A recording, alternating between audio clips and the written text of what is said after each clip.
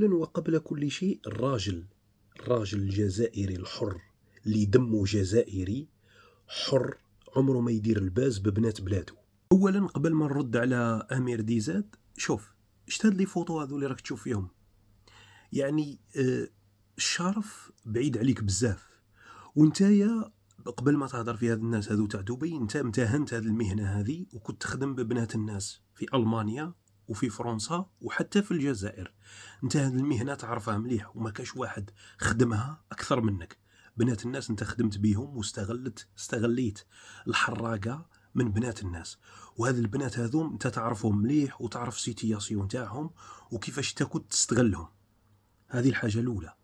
الحاجة الثانية، نتايا حبيت تضخم حجم الجزائريات في دبي لخدمة مصالح المخزن، لأنك تدي لونفلوب من السفارة المغربية في باريس، وعلى بالنا كامل الثروة تاعك منين بنيتها. خرجت هذا الملف في هذا الوقت بالذات لكي تبني بأنه العاهرات الوحيدات الموجودين في دبي هم الجزائريات. أعطيت أرقام خيالية، لو نروحوا لدبي تلقى يعني 2 جزائريات، رجعتهم نتايا 30,000 و40,000 ورجعت الجزائريات كومبلي بدون شرف. وهذا ما قاله لك المخزن قلت. انت إنسان سنة رابعة ابتدائي تقرأ من الورقة وتعاود، ويتبعوك أمثالك يعني من اللي ما عندهمش مستوى. اللي ما يعرفش تاريخك يقول أنت إنسان يعني نبيل تدافع على شرف الجزائريات وراك تقول في الحقيقة. وهو والله كل ما قلته فيلم، حتى ذوك البنات اللي طلعوا معاك في اللايف والله غير مدفوع لهم ليشوهوا سمعة الجزائريات. ونزيد لك حاجة، اللي كانوا يخدموا الخدمة هذه معاك هما نفسهم اللي راهم يخدموها في دبي. الشريفة الجزائرية عمرها ما تخدم الخدمة هذيك. نعرفوا خواتاتنا وماتنا ونعرفوا الجزائريات مليح.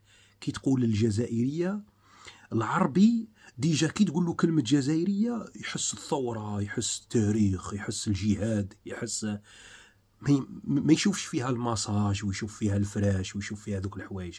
هما عندهم خليجيين، عندهم هذوك الناس اللي يديروا هذوك العفايس، عندهم الروسيات وعندهم الأوكرانيات والرومانيات والمغربيات، عندهم وين ما يبانوش مع الجزائريات.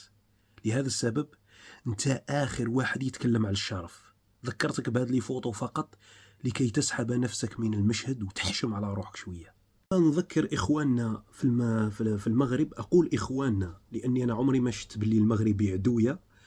النظام المخزني كي يحب يغطي لك على خبر بعد فضيحة المغربيات اللي يعني منعوا من دخول الأراضي الخليجية إلا بمحرم، وراهم منتشرين بالآلاف في الخليج. حب النظام المخزن يوري لكم بأنه هذا الأمر عادي عن طريق هذا التسرب المدرسي سنة رابعة ابتدائي اللي هما 2 جزائريات ما يتقارنوش بآلاف المغربيات اللي راهم في المغرب. حب يبين للشارع المغربي بأنه حتى الجزائريات راهم في دبي. والحقيقة تقول أنه انتوما ترتاحوا كي تلقاو باللي المشكل ماشي غير عندكم فقط، نتوما ما تروحوش تعالجوا المشكل في بلادكم. هل يعني أنه إذا كانت دولة فقيرة ولا دولة فيها حرب وانت كان عندك نفس المشكل ترضى به؟ يعني ما تحاربوش؟ خمم شوية يا أخويا المخزني.